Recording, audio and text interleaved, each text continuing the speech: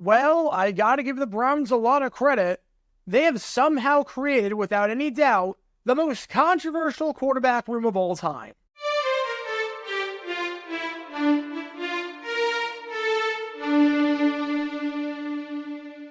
Welcome everybody to JG9 News. We talk all things NFL all the time. I'm Jared Gare, and I representing the 904 from the 602. And today, as we hit day 2 of the legal tampering period, we have some breaking news that just came out of Cleveland. They have a new backup quarterback behind DeShaun Watson. It is going to be the former Florida State man, the former Heisman winner, the former national champion, the former number 1 overall pick, the former Buccaneer and Saint, Jameis Winston, who is signing a 1-year deal worth $8.7 million. So Jameis Winston, the new backup quarterback for the Cleveland Browns. Remember, last year, the Browns made the playoffs, starting 5 different quarterbacks, most notably Joe Flacco after DeShaun Watson went down. You also have P.J. Walker in there, Jeff Driscoll for the final game of the season, Dorian Thompson-Robinson. We'll talk more about him in just a bit. But Jameis Winston spent the last 4 seasons with the New Orleans Saints, 20 touchdowns across those 4 seasons, very up and down tenure with the Saints. I think that goes without saying. There were some highs. 2020 divisional game against Tampa. Remember that game? He went 1 for 1, 1 touchdown pass, a long pass. A lot of people said after that play, he should have played the rest of the game over Drew Brees because Brees had essentially a dead arm at that point. He couldn't throw the ball more than 5 yards down the field. The Saints eventually lost that game. Questionable decision there by Sean Payton. Also, 2021, he made 7 starts. Very efficient in those. 14 touchdowns, 3 interceptions. But the last 2 seasons, very down.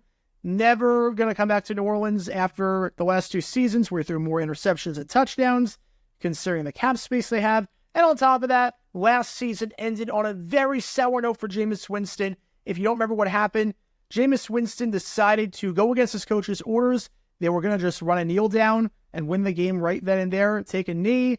The game's over. Instead, Winston audibles the play without Dennis Allen knowing it, changes it so that the Saints score, even though they're in victory formation. That ticked off a lot of people. That I thought was going to hurt Jameis Winston's chances of getting signed to a massive deal in 2024. Apparently not. $8.7 million going to Winston on a 1-year deal. According to Josina Anderson, there were 3 suitors for Jameis Winston's services. Aside from the Cleveland Browns, obviously, you have the New York Giants and the Tennessee Titans. Now, we don't know what the Titans were offering. We don't know what the Giants were offering. I completely get why he wouldn't want to go to the Giants, because you don't know the quarterback situation there. Cleveland, you know for a fact you're a QB2.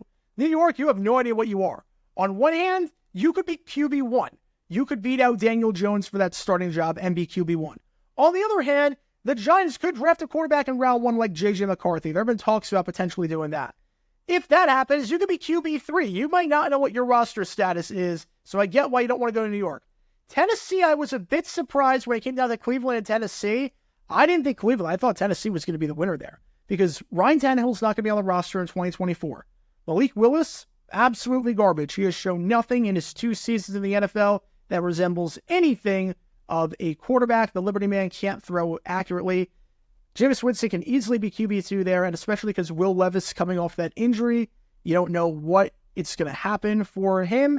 Winston, a veteran backup, could be behind Will Levis, but no, he's going to go to Cleveland instead. I wonder what this means for the Titans, because clearly they were in the market for a veteran backup quarterback. You don't want to draft a quarterback. That's the last thing you want to do if you're Tennessee. You don't want to have a rookie quarterback behind a second-year quarterback. A lot of question marks there. Maybe I could see A.J. McCarron after the Battlehawks situation's done, because right now A.J. McCarron is in the UFL. You figure Jake Browning's going to be the number 2 in Cincinnati behind Joe Burrow. A.J. McCarron could be the number 2 in Tennessee once UFL season is done, if he plays well with the Battlehawks and stays healthy. There is that connection there with the Bengals' new head coach, Brian Callahan, the offensive coordinator for the Bengals. A.J. McCarron played for the Bengals under Callahan for a bit, so I could see that being a possibility where A.J. McCarron is now the backup quarterback for the Titans as their QB2 since they missed out on Jameis Winston. Having said that, Jameis Winston has a good chance to play in Cleveland. Obviously, DeShaun Watson is your starting quarterback, but DeShaun Watson has not played a full season since 2020. He only started 6 games last year due to the injury.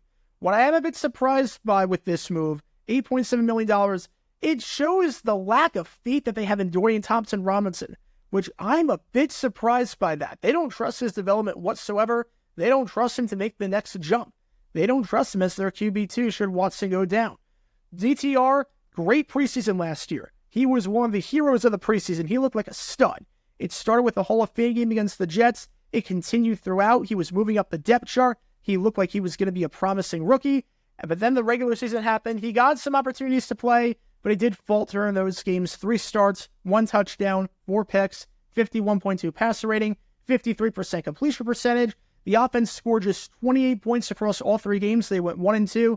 The lone win was a 13-10 win over the Pittsburgh Steelers, so the offense didn't even play that well in that game. I am a bit surprised, though, they're not rolling with him at QB2. Or at the very least, obviously, you want to keep DTR on the roster. You have 3 QBs on the roster.